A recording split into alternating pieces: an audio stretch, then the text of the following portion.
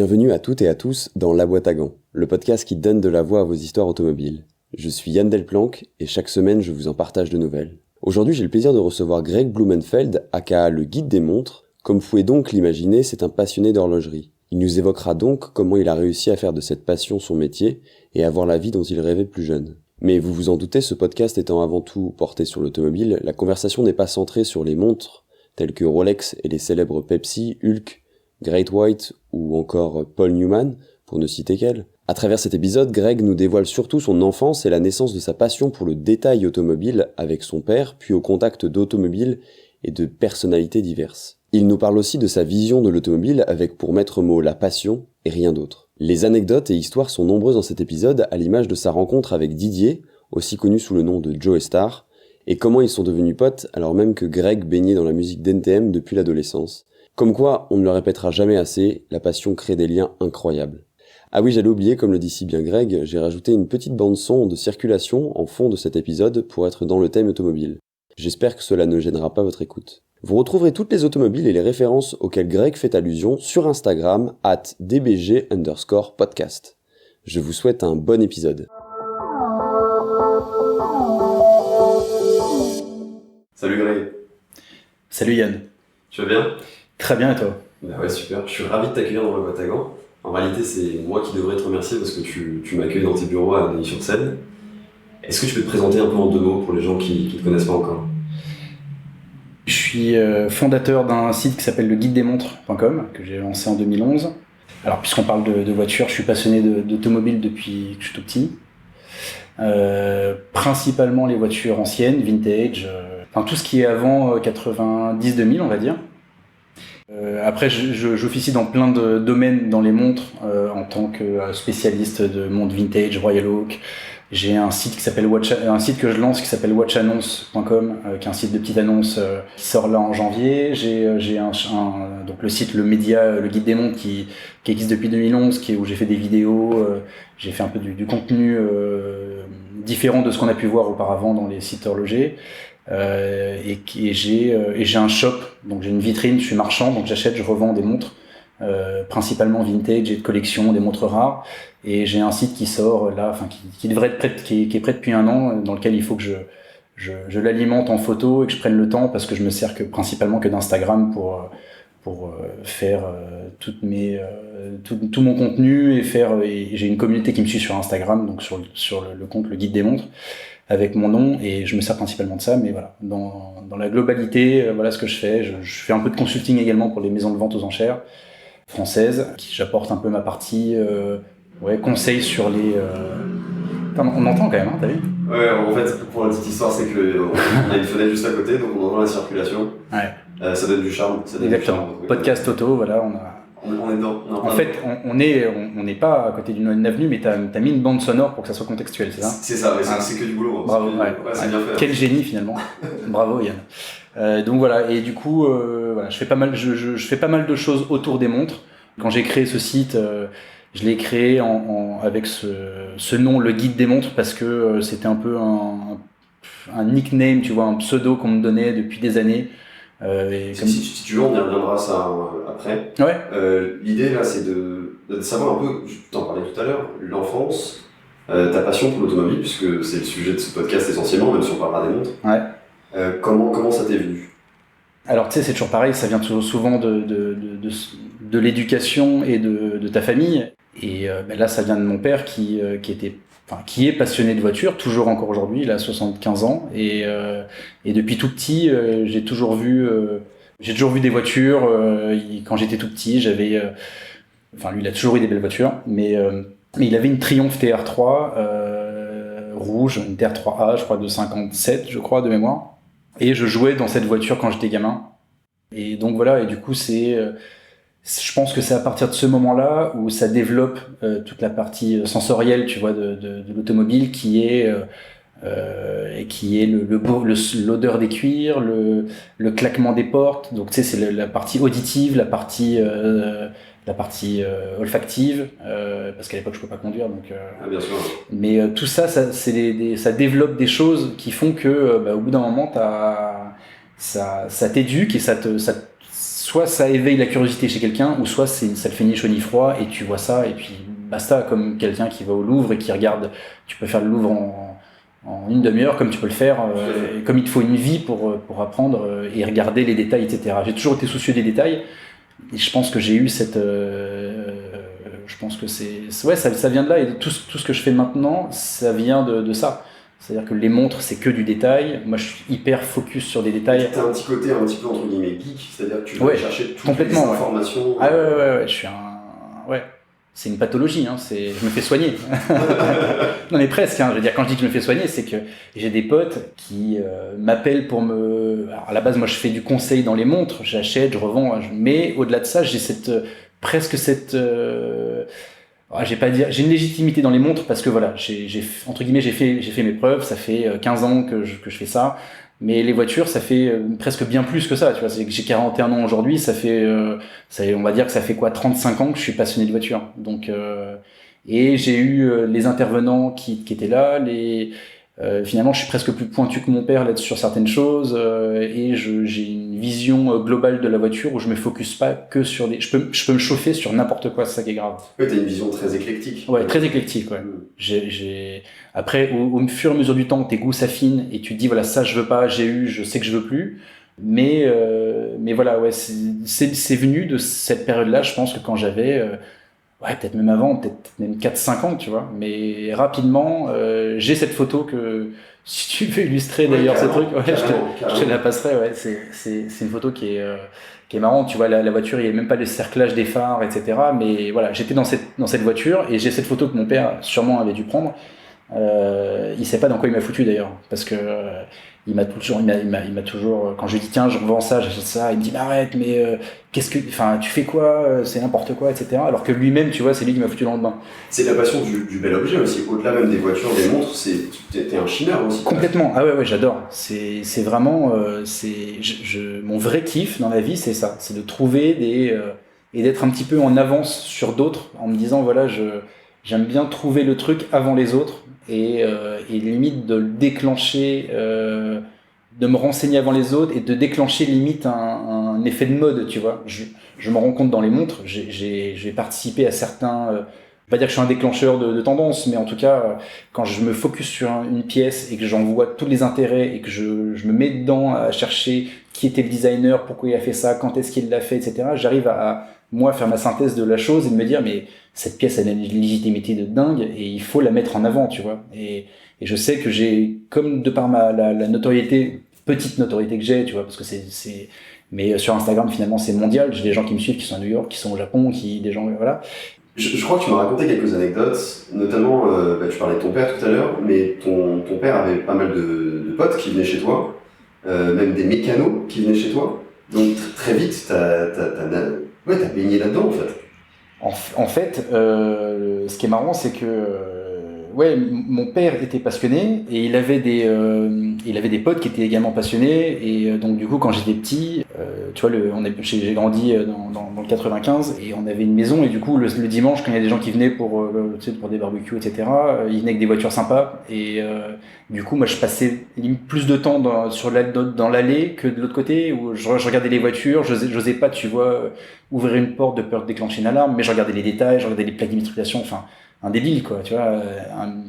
Mais voilà, ça a déclenché ça et l'éveil, tu vois, c'est surtout l'éveil en fait, la curiosité de dire il n'y a pas que tel ou tel modèle, mais de dire d'essayer de te renseigner. Et après t'avais un oncle aussi qui avait toutes les dernières Cadillac qui venaient chez toi, c'est ça. Mon oncle qui était ingénieur du son, enfin qui est ingénieur du son et qui avait un studio d'enregistrement de musique, il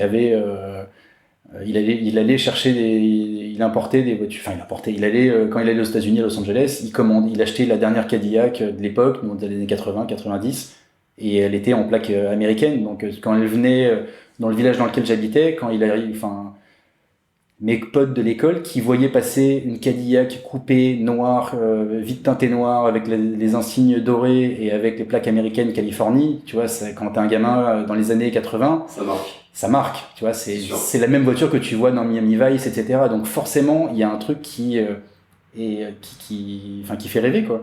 Et aujourd'hui, une Cadillac, ça n'a pas la même impact que ça avait dans les années 80-90. à l'époque, dans les années 90, une Cadillac, c'était limite mieux qu'une Mercedes, qu'une BMW, parce que c'était des gros V8, etc. Donc c'était des vraies bagnoles qui faisaient rêver.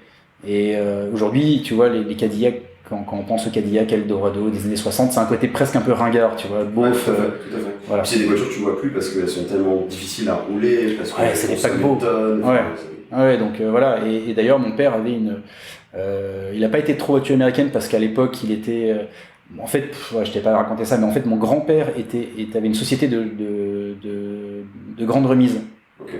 Donc il louait des voitures, il avait 6 ou 7 voitures, donc des Chevrolet, des Cadillac, et la grande remise c'était tu sais ce que c'est en fait, ouais, je crois savoir. Ouais. C'est en fait c'était t'as des voitures et tu fais comment dirais-je, tu vas chercher des gens à l'aéroport, quand ils viennent à Paris, donc mon père quand il était plus jeune, il conduisait Ray Charles quand il allait à Paris, il allait le chercher au Bourget avec une Cadillac de ville, tu vois, 4 portes, et puis il l'emmenait à Paris à son hôtel, et puis il faisait un peu, entre guillemets, son chaouche, tu vois, mais c'était son job quand il avait 20 ans. Et puis alors, là, tu me fais une transition parfaite, mais tu parlais du studio d'enregistrement tout à l'heure. Ton père aussi travaillait dans le studio d'enregistrement. Mon père, non. Mon père et mon oncle étaient associés, mais mon père avait pas du tout cette partie. Okay. Tout ce qui était musique, c'était 100% mon oncle. Mais lui, il s'occupait plus de la gestion Du tout, non. Ils étaient associés. Mon père avait son bureau là-bas, mais c'était mon oncle qui gérait entièrement ce studio. Ok. Donc, mais il a pu voir défiler quand même des bien sûr, ouais, bien sûr, ouais. Mon père était. Moi, j'y allais avec de temps en temps avec mon père. Alors, je l'ai pas vu, je regrette, mais Stevie Wonder avait enregistré. Incroyable. Ouais, ça paraît fou d'ailleurs, mais Stevie Wonder a enregistré I Just Called to Say I Love You au studio Marcadet. Ray Charles a enregistré. Bon, après, il y a tous les artistes français de l'époque, dans les années 80, Jeanne Masse, Eddie Mitchell, Stéphanie de Monaco, Common Ouragan, ça a été fait là-bas. Enfin, donc il y avait, il y avait à l'époque une espèce de notation des studios dans le monde, et à une certaine période, je sais plus c'était 85 ou 86, le studio Marcadet c'était numéro 1 dans le monde. Bon, après déjà quand il y a Stevie Wonder qui vient, oui, tu marques des points. Voilà, c'est déjà mais t'avais 4-5 studios français, plus 30 d'Avoue, Guillotel, etc., qui faisaient partie de l'élite des studios, et donc voilà, j'ai les coupures de presse d'époque, justement c'était marqué, donc c'était assez. Ça va être intéressant d'avoir les photos si je crois que je vais avoir tout ça dans mon téléphone.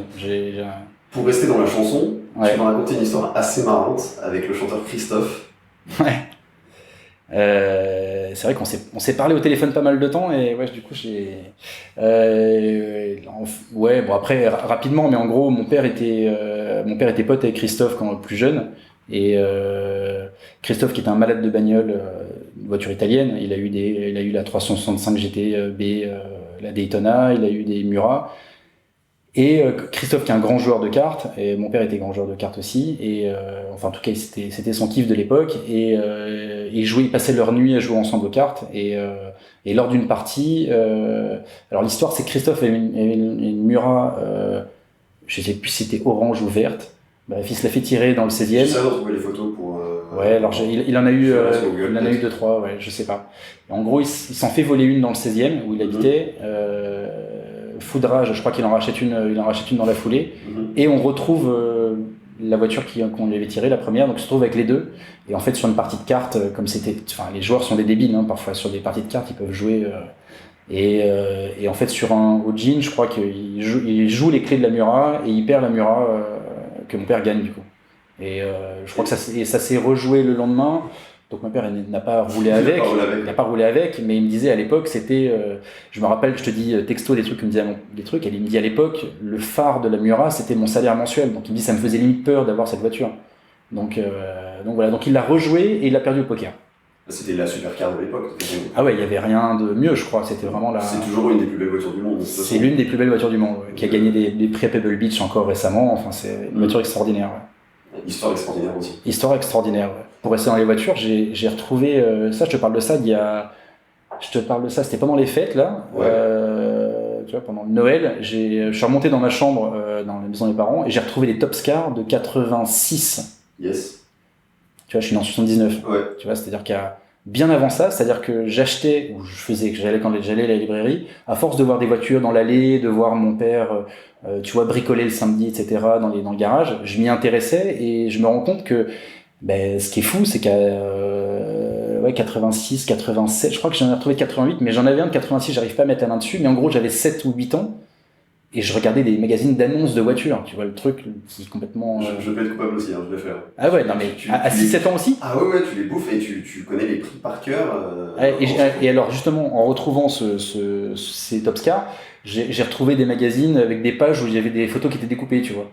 Et il y avait écrit Ferrari Testarossa en dessous, il y avait le texte, mais je sais pas ce que j'ai foutu la truc, j'ai dû coller sur un truc et me faire une feuille avec de la colle en dessous et voilà. Mais tu faisais ton petit reporting, quoi. Je me faisais mon truc, ouais. Et du coup, ce qui est marrant, c'est que j'ai imprimé un peu les prix de l'époque, donc inconsciemment, comme quoi la mémoire travaille, tu vois, quand tu parles avec des mecs qui ont 60 ans aujourd'hui, donc qui ont 20 ans plus que moi et qui ont connu les prix en francs de toutes les Porsche, les 2 litres 4S, les RS, etc. Et inconsciemment, quand tu parlais des mecs, ils me disent ouais, mais tu sais, ça, moi je les ai connus quand ça valait tel ou tel prix, et j'arrive à les contredire parce que je me rappelle des prix d'époque en me disant ouais, je me rappelle qu'une 2 litres 4S, t'en avais à 40 000 francs dans les années 80-90, tu vois, par exemple. C'est ce qui paraît lunaire. Aujourd'hui, ça vaut 40 000 francs, ça fait ça fait 6 000 euros à peu près, 6 000, 7 000 euros. Et aujourd'hui, ça vaut 130, 140, 160. Ça fluctue toujours, mais oui, c'est ça, autour de 150 000 euros. Voilà. Tu vois, 150 000 euros, ça fait 1 million de francs. Et à l'époque, 1 million de francs, c'était une Testarossa neuve, tu vois. C'est clair. Voilà. Mais tout ça pour dire que voilà, j'ai une pile de Topscar qui était vraiment la Bible qui m'a un peu inculqué tout ça. Et je regardais déjà les annonces, les prix, les trucs qui me faisaient rêver. Je voyais les photos d'époque avec, tu vois, les R5 Turbo 2. J'hallucinais, tu vois, je voyais les prix qui étaient le prix d'une Porsche, tu vois. Enfin, tout ça, voilà. Je suis en train de revenir le prix d'une Porsche, clairement. Mais... Ah oui, clairement, ouais. Comme quoi la roue tourne. Mais donc, pour revenir, donc, tu grandis un peu, on fait un petit saut dans le temps.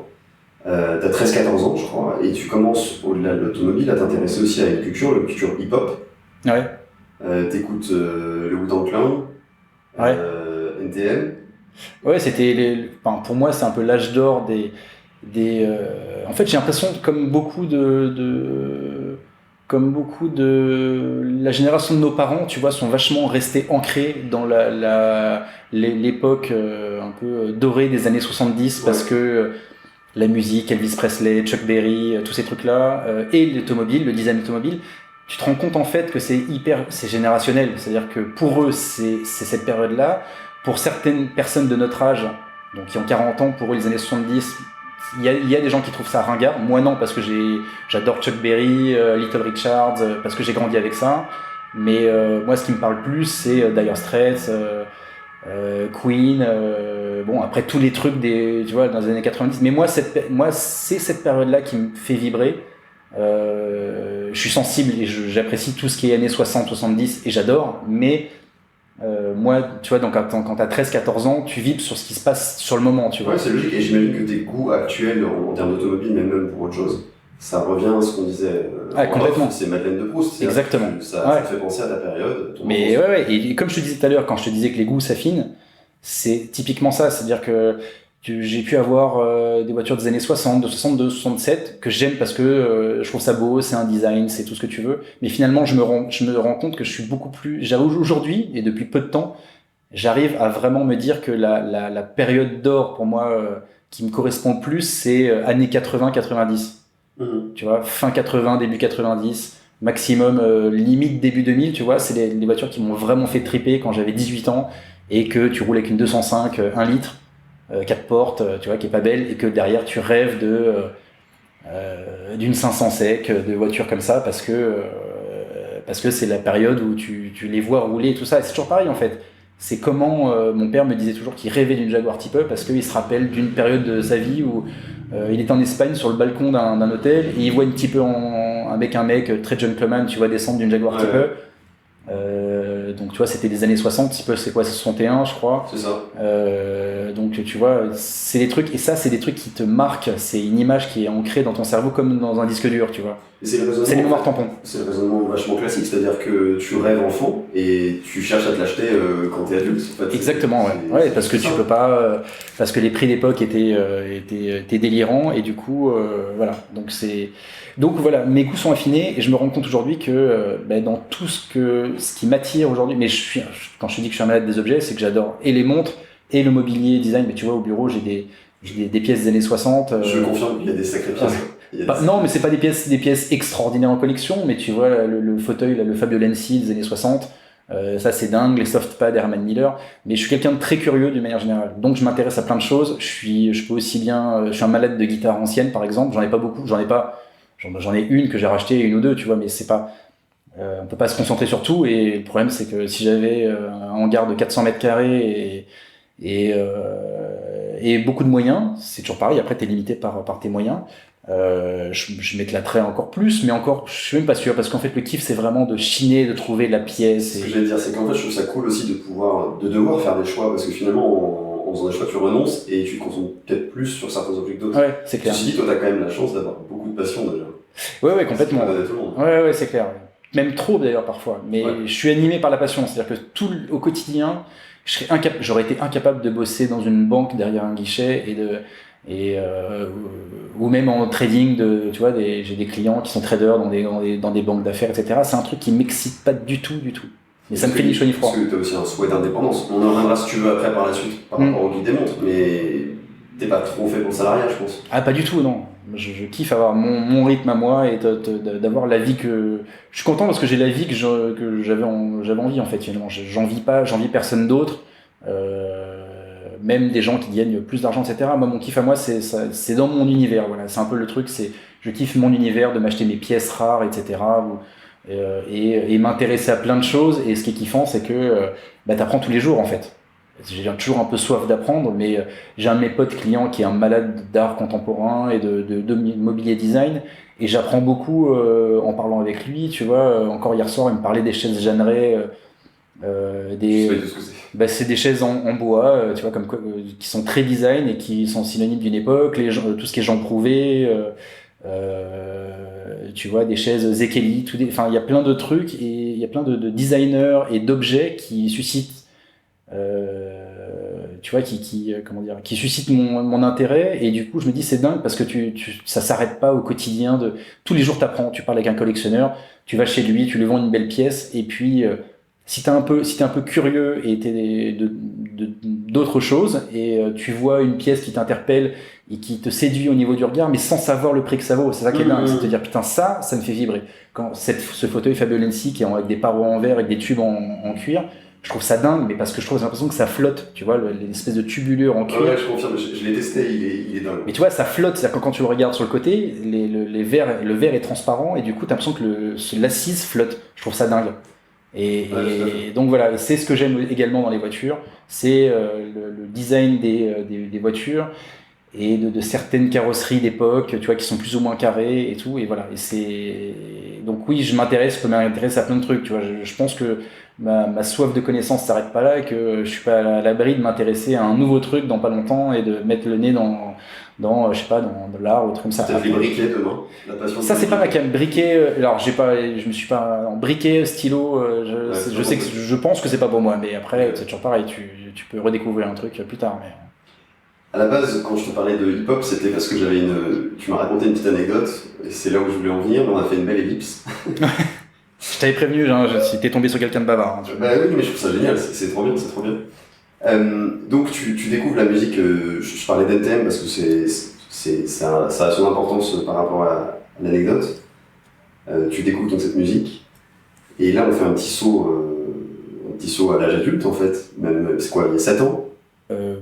Pour revenir sur ça, j'étais en colonie de vacances, c'est un truc de canoë-kayak dans l'Allier, et j'avais un pote de colonie de vacances qui m'a fait découvrir NTM, donc j'avais 13 ans je pense, donc c'était l'album Authentique, donc le premier album d'NTM, et il chantait tout le temps les paroles, il connaissait par cœur, tu vois, une des musiques qui disait j'ai le touché nique ta mère, sur les côtés comme par derrière, et cette truc est resté, et je suis rentré, j'ai acheté l'album, et il m'a fait découvrir ça et un autre chanteur new-yorkais qui s'appelle Old Dirty Bastard, qui faisait partie du crew Wu-Tang, et qui était c'était le plus gros crew de rap, de hip-hop, on appelait ça à l'époque vraiment du hip-hop, et c'est une musique qui s'est tombée dessus comme ça, parce que j'aurais pu tu vois, j'ai un peu kiffé tout ce qui était le rock, tout ce qui est AC/DC, les Guns, Led Zeppelin et tout ça, mais j'ai eu un vrai attrait pour le hip-hop de par ce tempo qui est hyper, tu vois, saccadé, qui est hyper répétitif, avec des gens qui posent dessus, qui parlent du quotidien, de la vie qu'ils ont à Brooklyn, dans le Queens, etc. Et tu comprenais déjà très bien l'anglais? non, du tout, non, je comprenais rien du tout. Mais moi, je serais un gros mytho si je te disais ça. Mais... Le classique, on a tous ouais, non, mais après, en revanche, aujourd'hui, tu vois, quand j'écoute, je mets les paroles et j'essaie de comprendre, mais c'est de l'argot qui est...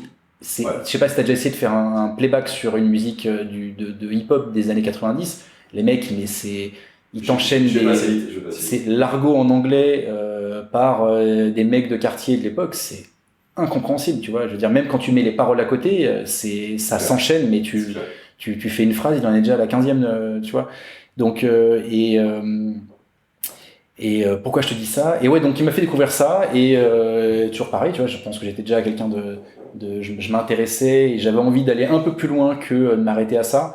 Et voilà, j'ai adoré NTM, et à l'époque il y a eu le deuxième album qui est sorti, j'appuie sur la gâchette. Non, il y avait j'appuie sur la gâchette après Paris sous les bombes, et j'ai suivi tout ça.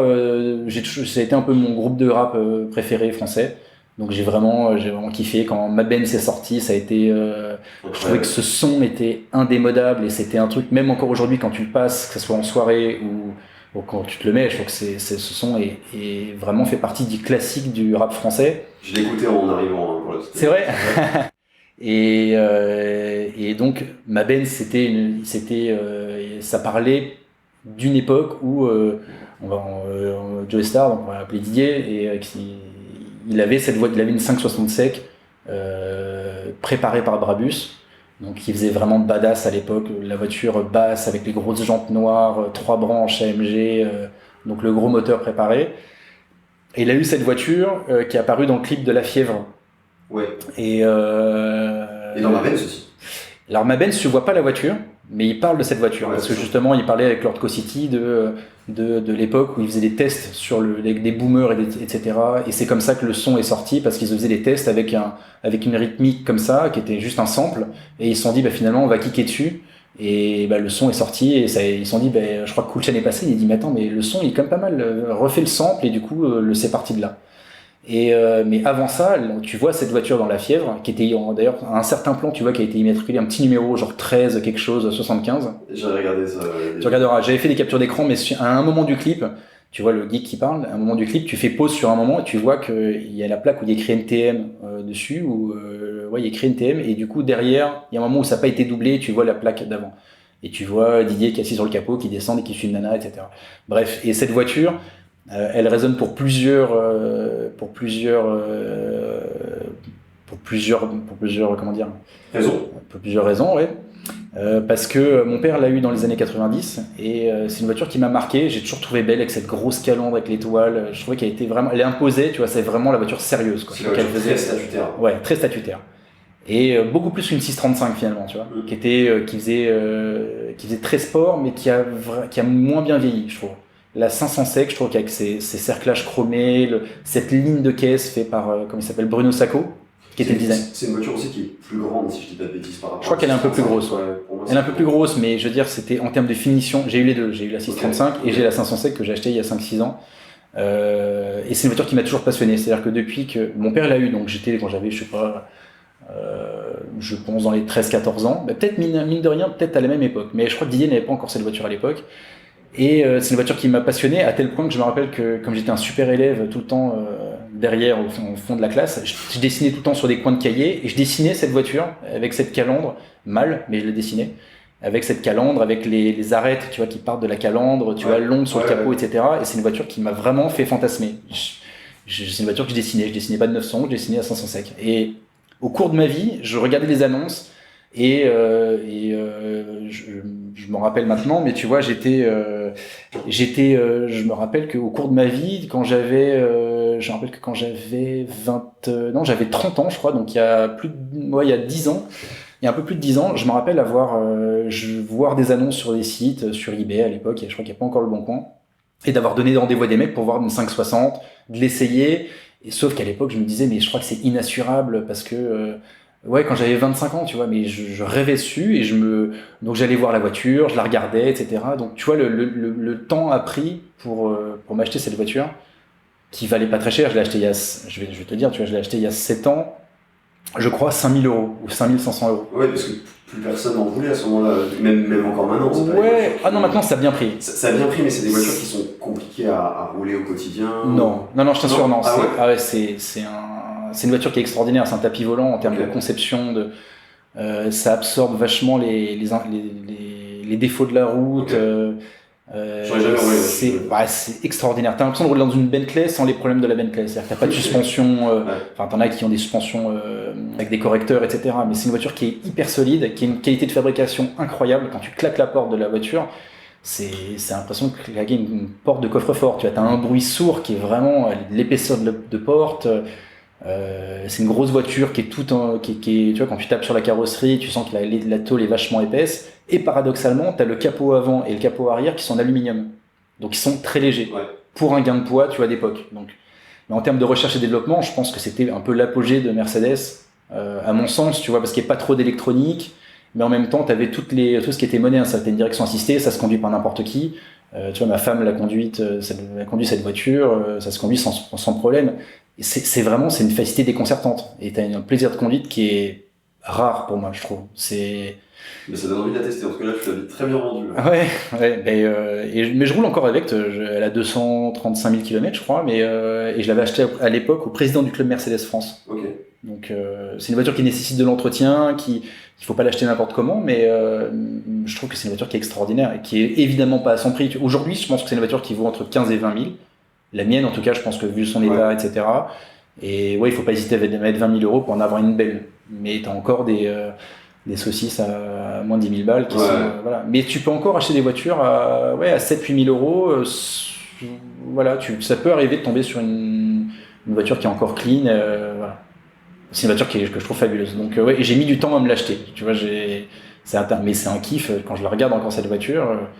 Pour le prix que j'ai acheté, c'est une voiture qui me procure un plaisir de dingue, tu vois. Donc voilà.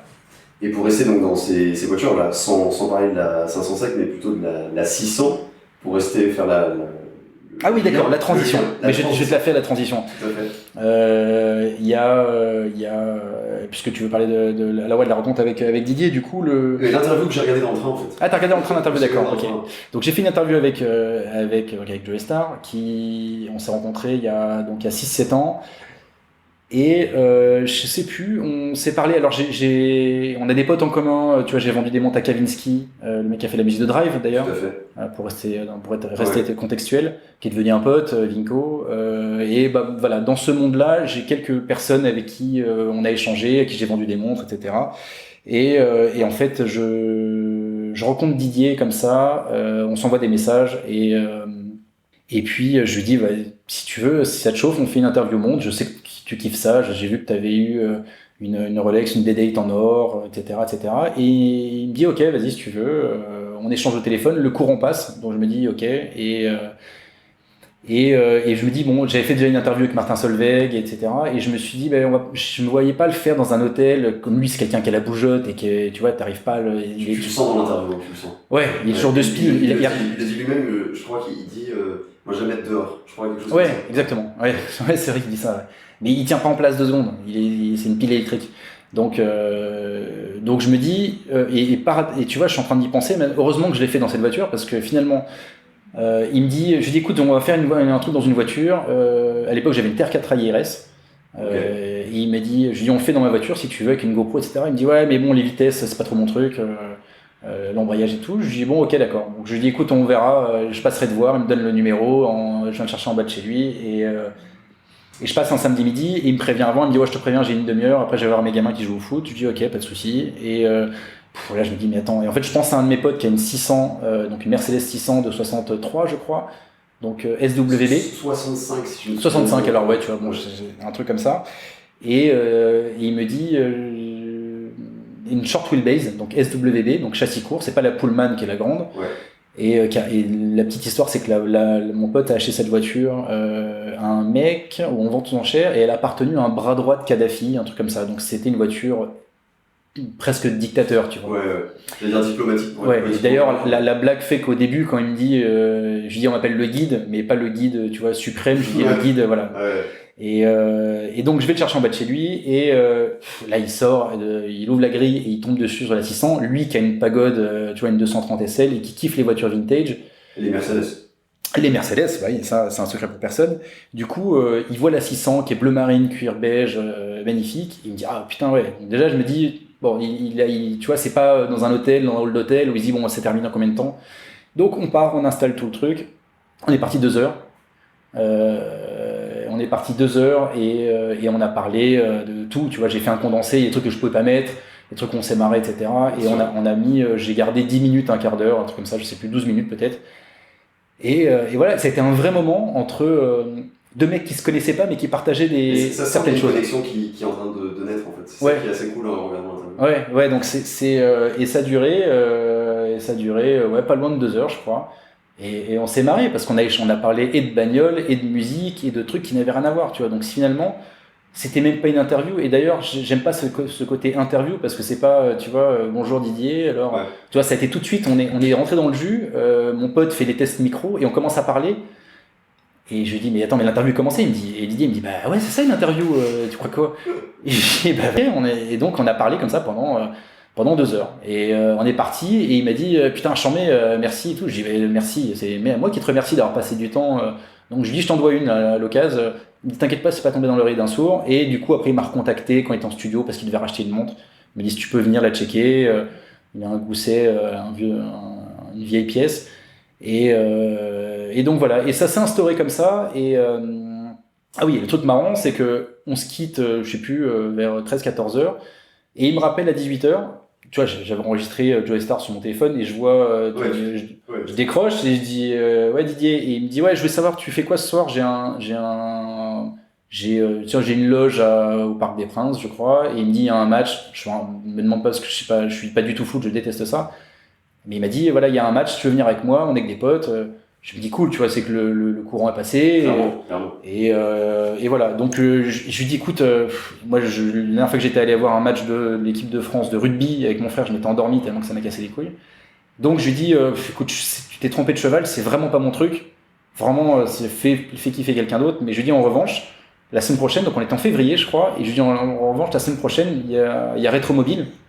J'étais partenaire avec Richard Mille à l'époque avec mon site. Okay. Et il m'envoyait des passes VIP, tu vois, pour y aller avant. Je dis en revanche, si tu veux, j'y vais la semaine prochaine, je passe te chercher, on y va tous les deux. Il me dit allez super, il me dit ouais Chambé. Donc voilà, ça fait 6-7 ans que tous les ans, soit on se retrouve là-bas, soit je passe le chercher et on se fait Rétromobile ensemble. Et voilà, tu vois, donc c'est super rituel. Ouais, c'est un petit rituel marrant. Et bon après on s'est croisés 10 000 fois, on a fait des soirs ensemble, chez lui, des trucs en studio, etc. J'ai établi à Biarritz cet été, on a passé du temps ensemble, tu vois, donc il y a un vrai lien d'amitié qui s'est passé et voilà, c'est devenu un pote, c'est bizarre de dire ça, mais c'est devenu un pote avec qui on partage des choses, voilà, c'est... Je trouve que c'est génial parce qu'en fait tu l'écoutais quand t'étais jeune et maintenant vous avez créé quelque chose. Ouais. Et ce qui est marrant, c'est que encore une fois, dans les années 90, tu vois, t'avais des référents, tu vois, en termes de musique, de plein de choses. Et moi, ce que je kiffais, c'était NTM dans la musique, bon, comme plein d'autres choses, hein, et j'adorais les nuls. Alain Chabat, Dominique Farrugia, Jean-Paul Lobby, etc. Les inconnus, évidemment. Mais ce qui est marrant, c'est que j'ai vendu une montre à Dominique Farrugia par le biais d'un pote de pote. J'avais vendu des montres aussi à un scénariste de Radio Star qui m'a parlé de Dominique Farrugia. On a échangé, on s'est vu et je lui ai vendu une Speedmaster et on est devenus potes. Et du coup, pareil, j'ai fait une vidéo avec Dominique Farrugia et je me dis, ce qui est drôle, tu vois, c'est là où je voulais en venir, c'est que j'ai entre guillemets je suis devenu un peu pote avec les mecs qui m'ont fait rêver quand j'étais gamin. Tes idoles de jeunesse. Ouais, c'était je connaissais tous les sketchs des nuls encore par cœur. Ça me faisait, je trouve qu'il n'y a rien eu de mieux depuis d'ailleurs. Mais ce qui est drôle, c'est que que ça soit Didier ou Dominique, tu vois, c'est des gens, on s'envoie des messages, tu vois, une temps, Didier m'envoie un truc, ou Dominique qui m'envoie, tiens, il me dit, tiens, la prochaine montre, j'ai maigri, est-ce que tu peux passer à la maison pour me régler les bracelets, tout ça.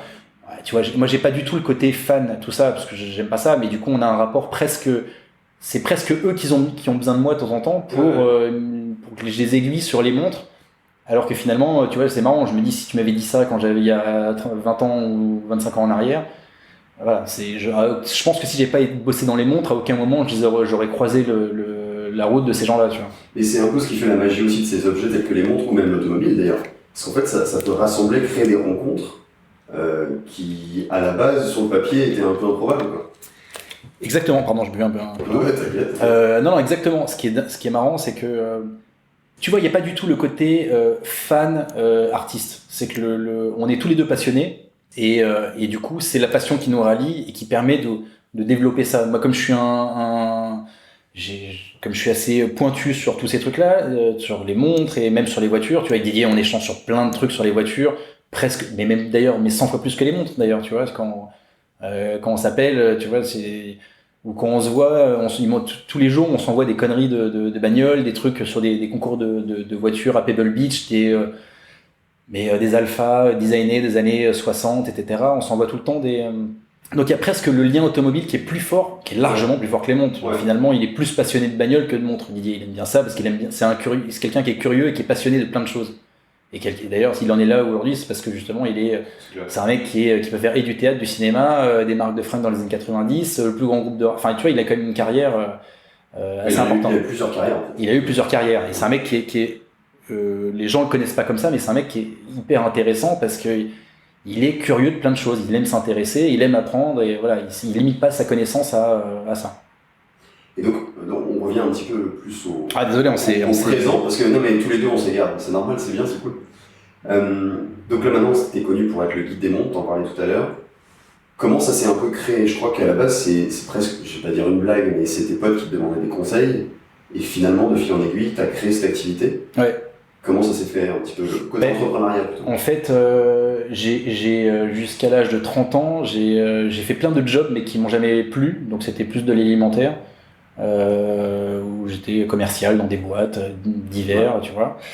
Et voilà. Et en fait, au bout d'un moment, j'ai eu cette passion des montres qui m'est venue, alors qui a commencé très tôt, parce que je me rappelle que quand j'avais 20 ans, déjà, je m'achetais des premières montres que j'échangeais avec des copains, que j'échangeais, je les rééchangeais, je passais avec un modèle supérieur, je changeais 2 montres contre une pour avoir un modèle mieux, etc. Donc j'ai toujours aimé le troc et cette partie-là. Et ça s'est intensifié dans les années 2000, jusqu'à ce que ma nana de l'époque me dise mais je lisais Montre Magazine et elle m'a dit mais pourquoi t'appelles pas, je bossais dans l'immobilier à l'époque, j'étais commercial dans l'immobilier, tu vois, j'ouvrais des portes, je faisais des visites, rien d'intéressant. Oui, tu faisais chier complètement. Je me faisais chier, clairement, et c'était vraiment pas fait pour moi. Et ma nana de l'époque me disait qui était ma boss, me disait mais pourquoi qu'est-ce que je veux dire, tu kiffes ça, t'as sûrement du talent pour le faire. Je dis mais voilà, qu'est-ce qui t'empêche de le faire? Je dis ouais mais je sais pas. Et elle m'a vraiment poussé et elle m'a dit un jour mais appelle. Tu vois, donc je lisais un magazine qui s'appelait Montre Magazine et elle m'a dit mais appelle. Donc j'ai appelé, je dis voilà je suis passionné de montres, etc. Et je tombe sur la commerciale de l'époque, la chef de pub, on appelait ça un chef de pub, qui me dit bah écoute, elle se barre dans les toilettes, elle me dit bah écoute je suis en train de partir. J'ai posé ma dème, donc si tu veux, ça peut m'intéresser limite parce que tu prendrais mon poste. Et elle me dit, bah viens, envoie-moi le CV, tu vois. Et voilà, j'envoie le CV, mais le CV il a ni queue ni tête. Parce que ça a rien en termes d'études déjà, c'est n'importe quoi. Ça part dans tous les sens.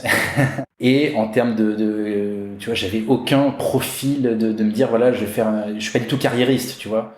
Donc en fait, tu n'arrivais pas à trouver ce qui te faisait. Oui, voilà. Donc du coup, je suis parti dans tous les sens. Donc je me dis, ok, je t'envoie mon CV, mais jamais tu m'appelles.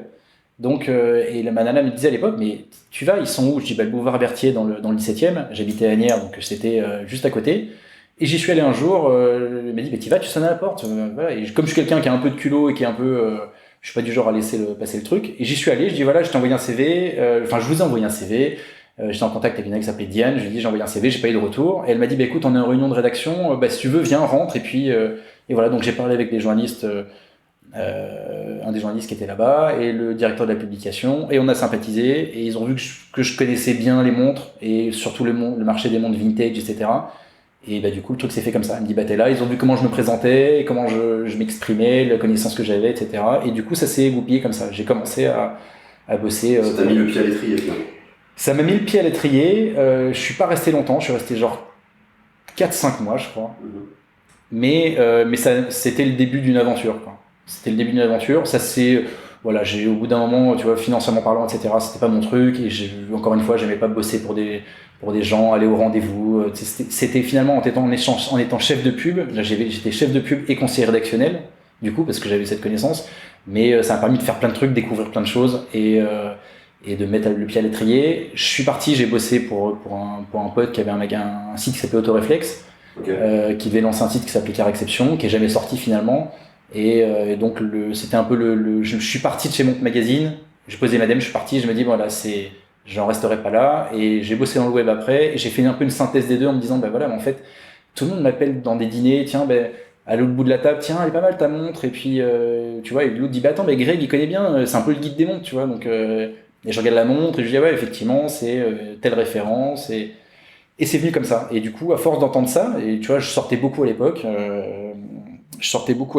et du coup je vendais des montres aux physios, des boîtes de nuit, à des mecs, tu vois, et du coup c'est un peu je suis resté comme ça, et du coup comme j'avais un peu mon réseau parisien, je l'ai fait fructifier, et au bout d'un moment je me suis dit mais en fait je vais sur Google, je me dis est-ce que le guide des montres s'est pris par hasard, tu vois, sur Gandhi ou Wiz, je sais plus, et j'ai vu que c'était dispo, donc j'ai pris leguidesmontres.com.fr, j'ai tout verrouillé, je me dis j'en ferai quelque chose un jour, et voilà, et en 2011 j'ai fait ce site, et voilà, et l'aventure est partie. Après tout s'est accéléré, et maintenant il y a toujours des trucs qui se passent, il y a toujours des nouveaux, ça évolue tout le temps en fait. Tu vois, en termes de connaissances, de ce que je fais au quotidien, tu vois, je suis tout le temps en contact avec des collectionneurs, avec des gens qui achètent, qui ont besoin d'être conseillés, ce que j'ai rencontré, tu vois, les personnes avec qui j'ai fait des vidéos, les gens que j'ai rencontrés, tout ça, il y a un fil conducteur dans ma vie autour des montres. Ça t'a permis de faire des rencontres, et comme tu le disais, à partir du moment où tu as une curiosité qui est insatiable, tu as toujours énormément de choses à découvrir, et donc ça s'arrête jamais finalement. Exactement, ouais. Et cet éclectisme que tu peux avoir, tu l'as aussi dans les voitures. T'en parlais un peu tout à l'heure, t'as un goût qui est un peu divers, donc tu t'es affiné sur les années 90, mais c'est quoi un peu les voitures qui t'ont marqué? Années 90... Années 90 ou pas années 90, tu me disais que tu avais affiné vers années 90, mais je sais que tu as un goût pour diverses voitures, enfin des voitures qui sont assez différentes finalement. J'adore, je suis très branché Mercedes, parce que de fil en aiguille, j'ai eu quelques BMW, des séries 3, une Z3, une Z4 3 litres, c'était je sais plus quelle année, c'était en 2007, un truc comme ça, 2007-2008. Et récemment j'ai eu un Z3M Roadster que j'ai gardé 2 mois, que j'ai pas du tout kiffé. On en avait parlé là-dessus. Enfin, j'ai pas du tout kiffé, non, c'est une voiture qui est extraordinaire, mais c'est juste qu'aujourd'hui j'ai 41 ans, j'ai 2 enfants, je me vois mal, c'est une voiture qui est faite pour arsouiller, pour monter dans les tours, t'as l'impression que c'est un moteur de moto, et je trouve juste que c'est pas adapté aujourd'hui à mon lifestyle, et je me vois plus cruiser dans une 500 sec, qui est cool, tu vois, qui est vachement bien insonorisée, qu'une voiture où les matériaux sont un peu cheap, mal finis, qui vieillissent mal, etc. Le moteur est dingue, la direction est dingue, la boîte de vitesse est dingue, le toucher de la route est incroyable, mais c'est pas un truc qui me fait vibrer aujourd'hui. Donc je suis finalement revenu à une 911 3 litres 2 cab que mon père a eu dans les années 80. La G50, c'est ça? Ouais, G50. Lui, mon père avait une 3 litres SC de 83 qui était rouge, en cabriolet, Indian Red, et j'ai racheté la même à un pote, une 3 litres 2 G50 rouge, d'origine américaine, tu vois, le côté un peu californien, et je kiffe cette voiture parce que j'ai eu quelques Porsche, mais j'ai eu une 64 noire, ma première c'est une 964 Carrera 4 noire, une phase 2 de 92, j'ai eu après une 993, quelques-unes, et la 3 litres 2 pour moi c'est la plus pure, la plus...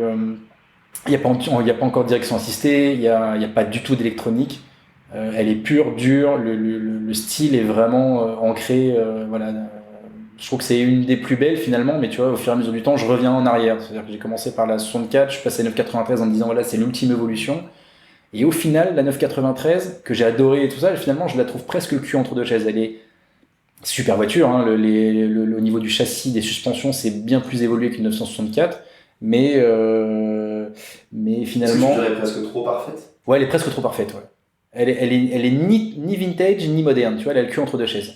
C'est la conclusion que j'ai eue moi par rapport à mon ressenti, tu vois. C'est une voiture qui est extraordinaire, qui roule bien, qui qui est presque trop parfaite, tu vois. La 3 litres 2, elle est encore dure à manier, et c'est ça qui est le kiffant, tu vois, un rapport de force qu'il y a, ne serait-ce qu'avec la direction, avec l'embrayage, avec tout. C'est une voiture qui est plus virile. Groupe de décoffrage, quoi. Qui est plus virile, tu vois. La 64, finalement, c'était presque la Porsche qui commençait à être la plus facile à conduire. C'est-à-dire que tu pouvais donner une 964 à une nana qui est pas forcément adepte des voitures, qui est pas forcément. C'est une voiture qui est plus facile, direction assistée déjà.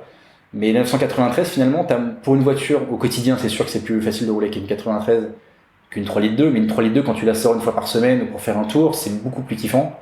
Et puis le kiff, c'est de l'avoir en rouge, tu vois. Je trouve que c'est vraiment les couleurs de l'époque des années 80-90, qui faisaient un peu Golden Boy, Playboy de Californie, tu vois. On les a vus dans le film Against All Odds. Je sais pas si tu l'as vu, ce film. Non. Où tu vois, je sais plus comment il s'appelle cet acteur, où tu le vois une course avec une 308 GTS noire et une Porsche 3 litres 2 ou une 3 litres SC rouge cabriolet, en train de se tirer la bourre à Los Angeles pour aller jusqu'à pas Miami, jusqu'à je peux pas t'aider malheureusement. Venice Beach. Voilà. Okay. Tu vois cette longue route avec d'autres trucs dans la circulation. Tu regarderas sur YouTube Against All Odds, comme la musique de Phil Collins. D'ailleurs, la musique vient du film. Et cette scène, elle est extraordinaire. Tu les vois en train de se tirer la bourre, en train de passer, de slalomer entre les... Voilà. Et cette voiture, pour moi, est synonyme des années 80-90. On va pas s'éterniser non plus, parce que tu es un homme pressé. En tout cas, chargé plutôt. Moi, il y a quelque chose qui m'intéresse, avant qu'on se quitte, c'est ta vision automobile. Parce que je la trouve vachement intéressante. C'est-à-dire que... On en parlait, on en a déjà un petit peu évoqué, mais tu achètes plus ou moins tout ce dont tu as rêvé pendant ton enfance, et surtout, en fait, tu achètes par passion. C'est-à-dire qu'il n'y a aucune volonté de spéculer, parce que je crois que c'est un terme que tu détestes particulièrement. Ah oui, c'est clair. Ouais. Même d'investissement. En fait, même dans les montres, au-delà de ça, tu vois, aujourd'hui, il y a une nouvelle clientèle Moi, j'ai commencé les montres par passion. Donc aujourd'hui, je me retrouve face à des gens qui me disent, en gros, ouais, quelle montre je peux acheter pour gagner de l'argent? Je dis, mais attendez, ça c'est mon métier, d'acheter et revendre pour gagner de l'argent. Des mecs aujourd'hui, ils voient pas du tout la passion, ils s'intéressent. Les gens survolent. Alors moi qui suis quelqu'un d'entier et qui suis, on va dire, pas pour me vanter, mais je suis quelqu'un de pointu sur plein de détails. Les montres, c'est que du détail. Donc ça me fait chier de conseiller des gens qui survolent le truc et qui me disent, dis-moi ce qu'il faut que j'achète. C'est-à-dire que les mecs qui survolent, ils veulent pas rentrer dans le détail, mais ils veulent avoir tout le truc déjà cuit. Ouais, tout mâché, ouais. Voilà. En gros, achète peut-être ça, je t'assure une rentabilité de temps, 10% par an, etc. Donc ça me gonfle grave. Mais bon, aujourd'hui, on vit comme ça, donc je passe mon temps aussi à conseiller des gens et j'ai pas de boule de cristal, mais j'ai conseillé des gens qui ont fait des super achats, à qui j'ai conseillé d'acheter des montres il y a 10 ans, qui ont fait x10 en 10 ans. Voilà, mais ça c'est mon métier. Mais dans les voitures, ouais, je suis un passionné de voitures et donc du coup le côté retour sur investissement, je le connais pas du tout et je veux même pas. Ça t'intéresse pas, quoi. Je m'en fous. Enfin voilà, j'achète des voitures qui me font vibrer, mais comme je te dis, j'ai acheté une 500 sec qui vaut 5 000 € et je prends autant de plaisir là-dedans que de rouler avec d'autres voitures qui peuvent en valoir beaucoup plus. Typiquement tout ce qui est la production moderne. Alors évidemment une Ferrari, une 812 Superfast, évidemment que c'est beau, que ça doit être dingue à conduire, mais t'as tellement de béquilles électroniques qui te brident et qui t'empêchent d'avoir ce toucher de route et cette sensation que au final, et puis c'est pas ça, c'est qu'en fait il y a un paradoxe qui est très bizarre, c'est qu'en fait dans les années 70, mon père, d'autres personnes me disaient, je faisais Paris-Courchevel en 5 heures à 250 avec une 2.4S, mais il n'y avait pas d'autoroute à l'époque et les routes étaient vraiment dégradées, tout ça. Donc ce qui est marrant, c'est qu'à l'époque, t'exploitais vraiment les voitures, c'est-à-dire que 250 était au max du max de ce que tu pouvais faire, de 40, de 50. Aujourd'hui, t'as des voitures qui montent à 350, on va dire. Et t'es à 90. Et t'es limité à 90. Donc je veux dire, quel est l'intérêt aujourd'hui d'acheter une 812 Superfast? C'est clair. Si c'est pour être frustré en permanence et de dire, ah putain, c'est comme si t'avais, je sais pas. C'est comme si on te mettait une nana dingue et on te dit, voilà, mais regarde là. Voilà, mais tu regardes, mais tu touches pas, hein, tu fais rien, mais donc t'es comme ça, t'es comme un dingue, tu baves, mais voilà, donc tu te dis j'ai un moteur qui est un 8 cylindres qui fait, un 12 cylindres en V, incroyable de technologie, qui fait 800 chevaux, mais tu peux en utiliser que 120. C'est clair. Donc moi, je pars du principe qu'il vaut mieux avoir une voiture qui en fait 120, mais dans lequel t'exploites 120, et avec lequel le kiff des voitures, pour moi en tout cas, c'est tu vois, la 3 litres 2, typiquement, je sais que tu peux taper dans les rapports, tu peux avoir la quintessence du moteur et kiffer. J'ai mis un échappement SCART sur la mienne, Riva, donc pré-silencieux et silencieux Riva SCART. Donc elle chante un peu. Ah, dans les tunnels, c'est incroyable.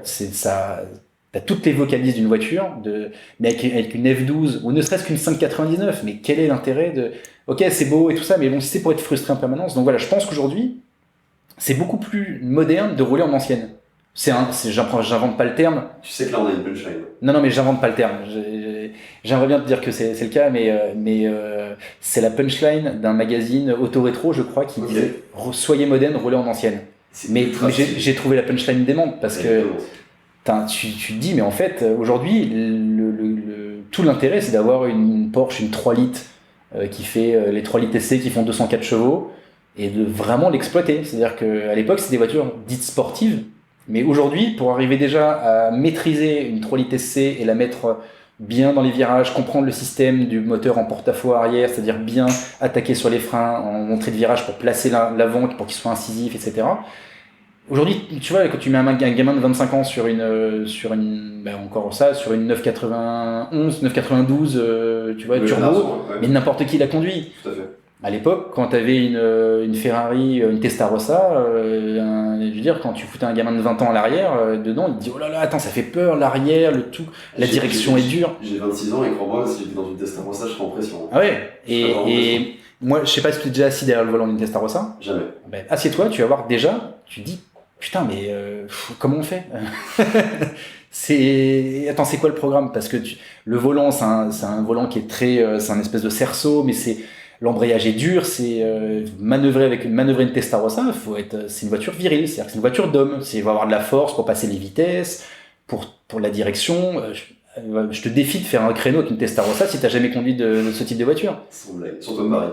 Voilà, mais donc voilà, tout ça pour dire que aujourd'hui tu as les sensations de ces voitures-là, les gens survolent les choses et n'ont pas cette curiosité de comprendre ce qu'il y avait avant et qui ne jurent que par les 992, 991 GTS, etc., qui sont certes des voitures extraordinaires, qui roulent de folie, qui sont de l'efficacité à des filles. Mais je veux dire, pour faire quoi? Si tu fais du circuit, très bien.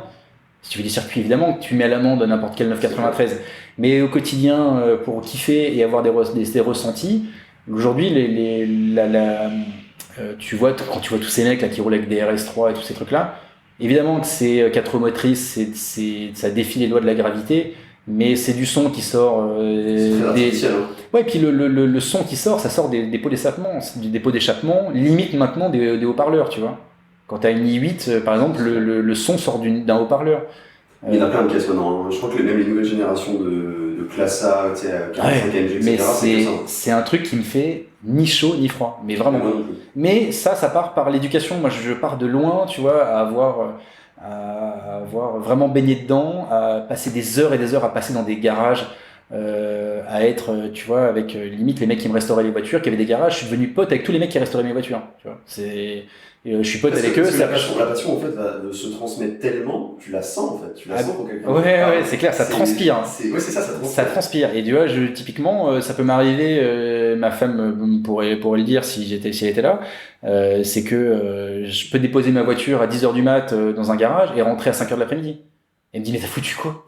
Je dis bah ouais, mais après tu vois, on a discuté. Un gosse qui est dans un magasin de jouets, c'est-à-dire que bah ouais, tu déposes ta voiture, alors moi je suis jamais à l'heure, donc je dis, le mec me dit viens à 10h, j'arrive à 11h30. Ce qui est marrant pour un expert des ouais, c'est l'histoire du cordonnier. C'est génial. Voilà, mais en fait je dépose ma voiture à 11h30 et puis mon pote me dit attends 2 secondes parce que je suis en train de faire un truc, un bon de réception, je sais pas quoi, sur une Austin Illet MK, tu vois, une N3000 MK1, n'importe quoi.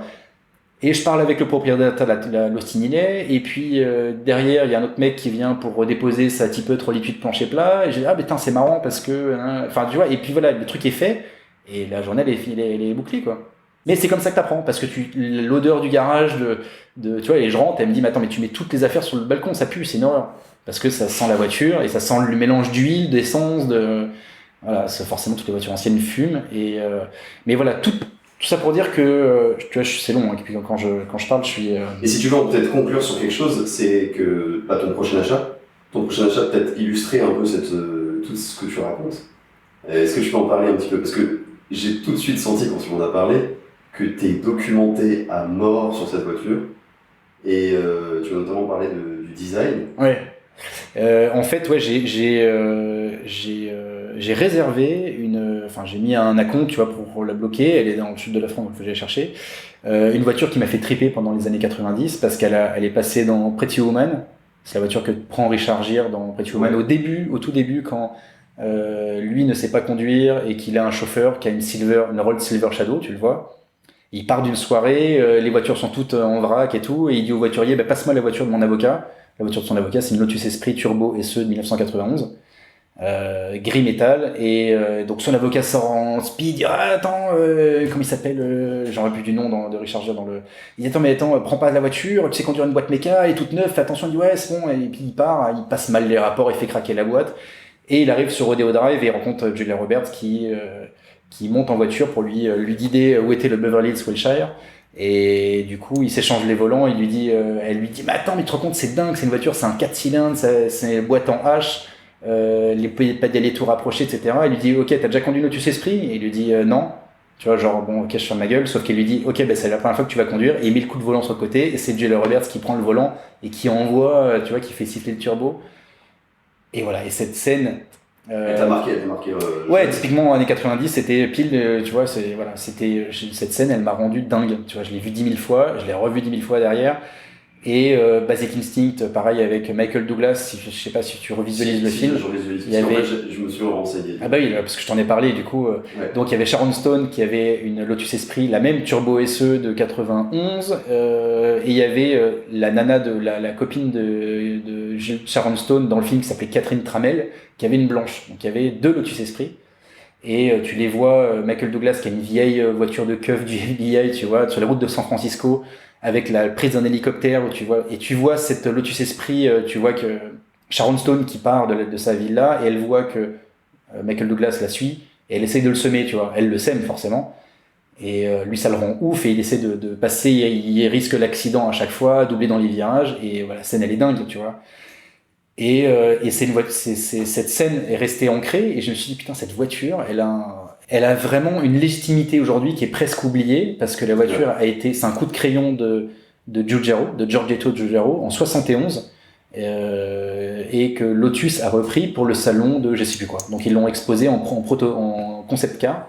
Et t'as vu, je t'ai dit que j'étais prêt quand je vois tes paroles. Alors voilà, et du coup Lotus, face au succès au salon de l'auto de je sais plus où, peut-être de Turin, je sais plus, se dit finalement on va la commercialiser cette voiture. Donc Colin Chapman, qui est le mec qui avait Lotus, se dit en termes de conception, qui faisait des voitures à l'époque où ils étaient champions de Formule 1. Light is right, exactement.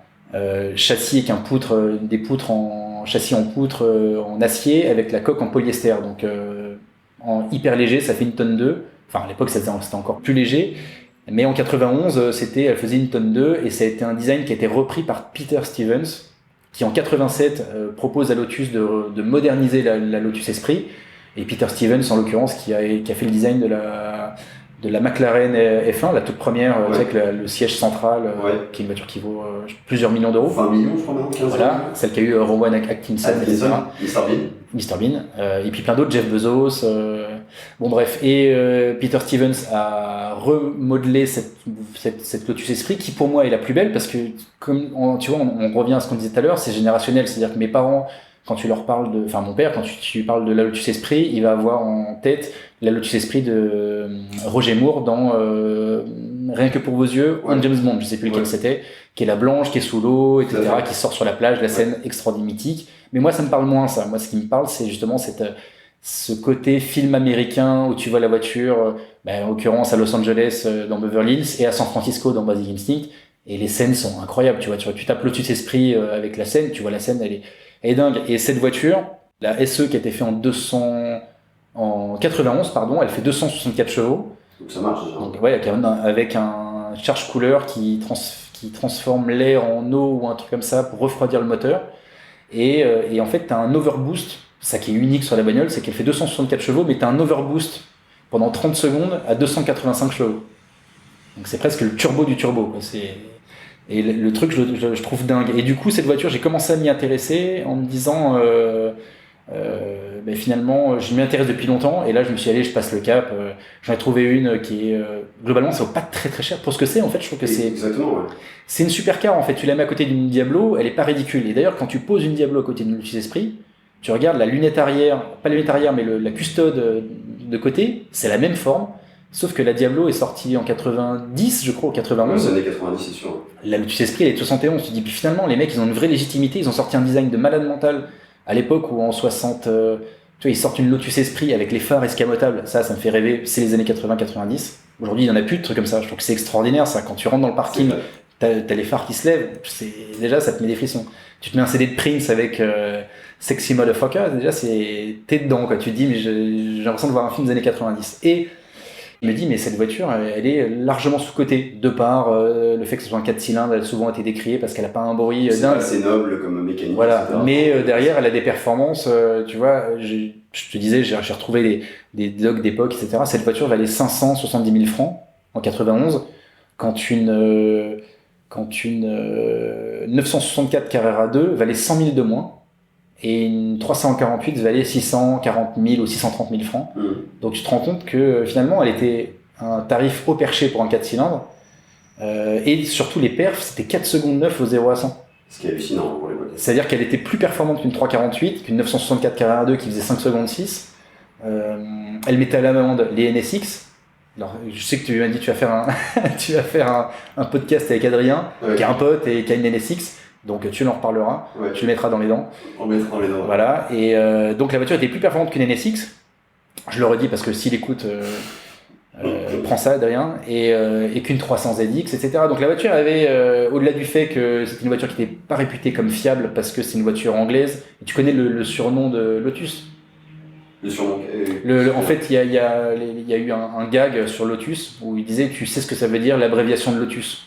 LOTUS. Je la connais pas, ça veut dire, c'est les gens, je sais pas si c'est des journalistes ou des propriétaires de Lotus qui ont dit ça, c'est lot of trouble, usually serious. Voilà, donc ça te met un peu dans le bain, tu vois. Ça te met dans le bain. Parce qu'il y en a qui ont brûlé avec des histoires de turbo avec des fuites sur du truc d'essence, etc. D'ailleurs, j'ai quelques potes qui m'ont dit, quand tu iras chercher ta voiture, je serai là avec un plateau Super U si jamais tu tombes en panne. Je touche du bois, j'espère que je peux pas. Après c'est la réputation aussi qui est propre à beaucoup d'anglaises. Enfin, en tout cas, c'est ce qui leur colle à la peau. Heureusement ou malheureusement, et justifié ou pas justifié d'ailleurs, mais c'est quelque chose que tu entends très souvent par rapport aux Anglais. Ouais, exactement. Ouais, non, mais les Anglais, oui, c'est quelque chose. C'est pour ça que je préfère globalement, et que la majorité des gens préfèrent les voitures anglaises. Chaque voiture a son lot son lot de charme et de spécificité. On connaît pour moi les voitures italiennes, c'est un design, un moteur. Une Ferrari, c'est pas connu pour être fiable et pour être bien fini, tu vois. Typiquement, une Lotus, c'est pas moins bien fini qu'une Ferrari. Hein. Tu mets les deux à côté. Une 308, tu regardes la 308, t'as une espèce de bocal à lave-glace qui tient sur une patte en métal tordu. C'est vraiment de la merde. Hein. C'est-à-dire que à l'avant, je me suis fait ça. J'ai un pote qui a une 308 et je l'ai regardé en détail la dernière fois. Et je me dis putain, mais en gros, t'as le pneu qui est complètement dégueulasse. Et en fait, c'est du liquide lave-glace qui saute quand le bouchon est mal serré. Et donc, du coup, t'as le liquide lave-glace qui est avec un bocal qui est au-dessus de la roue de secours et qui coule sur la roue de secours. Donc, il devient presque corrosif, tu vois. C'est presque dangereux. Ouais, c'est presque dangereux, tu vois. Donc, oui, Lotus, c'est mal fini. On n'achète pas ça c'est fait à la main. Hein, tout est fait à la main d'ailleurs, dans des usines. Mais Ferrari, c'est pas mieux. Et d'ailleurs, même aujourd'hui, hein, les Ferrari d'aujourd'hui, c'est pas.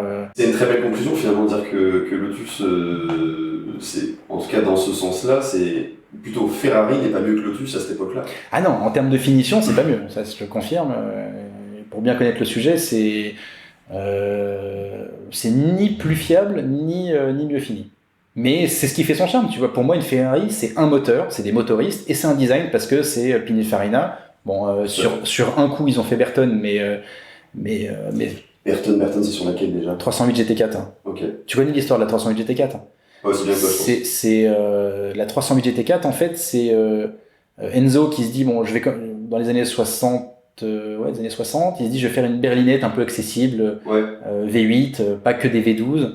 Par rapport aux 275, etc. À ce moment-là, Enzo, il dit pas justement, moi j'en veux pas dans un premier temps. Ouais, si, c'était pas forcément son truc. Et je crois que son fils Dino voulait développer un peu le truc. Bref, ils ont fait la Dino, qui était un énorme succès.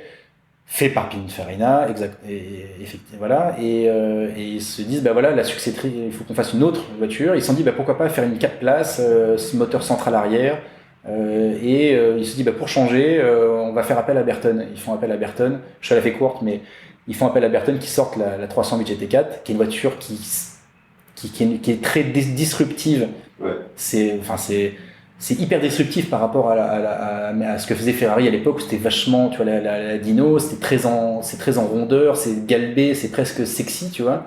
Et boum, la 308 GT4 sort, ça a presque une gueule de Lotus Esprit finalement. C'est très carré. C'est anguleux, ouais. Mais parce que Giugiaro, Burton, etc., il y a un rapport. Et bref, ils sortent la 308 GT4. Et en fait, qui n'est pas forcément un grand succès, mais la voiture, dynamiquement parlant, elle roule super bien, hyper équilibrée. Tous ceux qui ont roulé cette voiture te disent que c'est un bonheur à rouler sur circuit. Sauf qu'en fait, après, Enzo se rend compte, ou quelqu'un lui dit que ce dessin, alors tu sais qu'entre Ferruccio Lamborghini et Enzo Ferrari, c'est une vraie guerre. Il y a une vraie guerre. D'ailleurs, Lamborghini a été créé justement face à cette guerre parce que c'était un propriétaire de Ferrari qui était mécontent. Ouais, qui était constructeur de tracteurs. Et donc Ferruccio Lamborghini, donc c'est la guerre, les deux ne pouvaient pas se supporter. Et en fait, Enzo apprend que la 308 GT4, le dessin avait initialement été proposé à Ferruccio Lamborghini, qu'il l'a refusé. Donc ils ont gardé le dessin, ils l'ont proposé à Enzo Ferrari. Enzo Ferrari était fou de rage quand il a appris ça. Tu m'étonnes. Et il s'est dit, mais d'ailleurs quand tu regardes l'Huraco, bon pas l'Espada, mais la Lamborghini Huraco, la Jalpa, etc., il y a un air de la 308 GT4, tu vois. L'Huraco, typiquement ça, je sais plus, je confonds peut-être avec un autre modèle, mais en gros, quand tu vois la 308 GT4, tu mets un badge Lamborghini, ça peut très bien matcher. Ça peut passer, ouais. Mais je vais regarder, tu vois. Ouais, regarde le truc, mais je suis pas loin de la vérité, donc ce que je te raconte, là, Et donc, Enzo apprend que Burton lui a fait un coup dans le dos, parce que je sens qu'ils étaient en guerre tous les deux. Ouais. Et il a appelé Burton et il dit, tu sais quoi, c'est la dernière fois qu'on fait appel à toi, et ça a été la seule Ferrari dessinée par Burton. C'est dingue. Dingue l'histoire, tu vois. Et Enzo avait l'air d'avoir son caractère. Ah bah oui, non, mais c'était un colérique et tout ça, enfin tout ce que tout le monde connaît d'Enzo. Et d'ailleurs, ça a été changé, et ils ont arrêté la 308 GT4, et ils ont fait la mondiale, et c'est Pininfarina qui a repris le design de la mondiale, qui n'était pas plus belle que la 308 GT4 finalement, qui a été une des moins belles Ferrari de l'époque. Qui est encore la Ferrari, là, entre guillemets, la plus abordable. Ouais, c'est clair. J'en avais acheté une avec mon frère, moi, à l'époque. Il y a une 3 litres 2, il y a 4-5 ans. Noir, cuir quartier, qui est pas une mauvaise Ferrari, hein. Mais bon, c'est vrai que c'est pas très beau, quoi. C'est pas très beau. À l'époque, ça valait 20 000 euros, tu vois. On l'avait acheté 20 000 euros. Non, ça vaut 45 ans. Ouais, non, ça vaut pas moins. Ouais. Moi, c'était la Ferrari la plus kilométrée de France. Elle avait 154 000 km. Et j'ai fait 2600 km avec en un an. Je l'ai vendu, elle avait 156 000 et quelques. Voilà, on l'a vendu, je crois, le même prix qu'on l'avait acheté, je crois. C'était toujours la Ferrari la plus kilomètre de France, d'ailleurs. C'est sûr, ouais, alors si le mec a beaucoup roulé avec, mais c'était une bonne voiture, tu vois, et mine de rien, c'est quand même solide, tu vois. Donc les gens te disent, ah ouais, non, j'ai pas de Ferrari qui ont plus de 30 000. Mais la mienne, elle avait 160 000, elle roulait parfaitement, et je lui mettais vraiment, j'exploitais la voiture, donc c'était. Bon, vous l'avez compris, je pense qu'on pourrait parler encore pendant des heures, parce que Greg a un rendez-vous. D'ailleurs, il m'envoie, il me dit, je suis en bas, t'as fait combien de temps? Ouais, on va s'arrêter là. Mais en tout cas, c'était un plaisir de faire cet épisode avec toi. Mais avec plaisir, ouais. Vraiment, c'est trop cool. On fait la part 2, 3, 4. Non, mais ouais, c'est. Bon, voilà, c'est vrai qu'on peut en parler pendant des heures et d'un sujet à l'autre, on peut rebondir. C'est ça, je peux faire des transitions tout le temps. On pourrait tenir toute la journée, je pense. Pas loin, ouais. Sans aucun problème. Je suis inarrêtable là-dessus. Je le sens. J'ai pas besoin de te lancer, ça part tout seul. En tout cas, c'était vraiment trop cool. Ben, merci de m'avoir proposé ça, c'est sympa. Non, c'est moi qui te remercie, je rigole. J'ai été accueilli comme un roi, donc vraiment, merci beaucoup. Avec plaisir, Yann. Et puis à bientôt. Eh ben, bientôt, ouais. Ciao, Greg. Salut, Yann, merci. J'espère que cet épisode vous a plu. Si c'est le cas, n'hésitez pas à mettre un avis, un commentaire sur Apple Podcast ou iTunes. C'est gratuit, il faut juste un iPhone ou un Mac. Ou simplement à le partager, ça m'aide énormément à gagner en visibilité. D'ailleurs, j'ai décidé de vous lire un commentaire à la fin de chaque épisode. Aujourd'hui, c'est Yannikoa qui écrit une idée originale pour un contenu simple, sans être simpliste, rempli d'anecdotes croustillantes. Les invités se prennent au jeu et nous aussi. Eh ben écoute, merci beaucoup. Yakinoa, oui c'est bien ça ton pseudo. Merci beaucoup et puis merci pour tout votre soutien tous les jours, c'est incroyable. Pour découvrir les coulisses du podcast, vous pouvez me suivre sur Instagram @dbg_podcast. Vous découvrez donc toutes les photos en référence à chaque épisode. Pensez aussi à vous abonner sur votre plateforme de podcast préférée pour ne rien rater des prochains épisodes. Sur ce, je vous dis à très vite pour pour un nouvel épisode.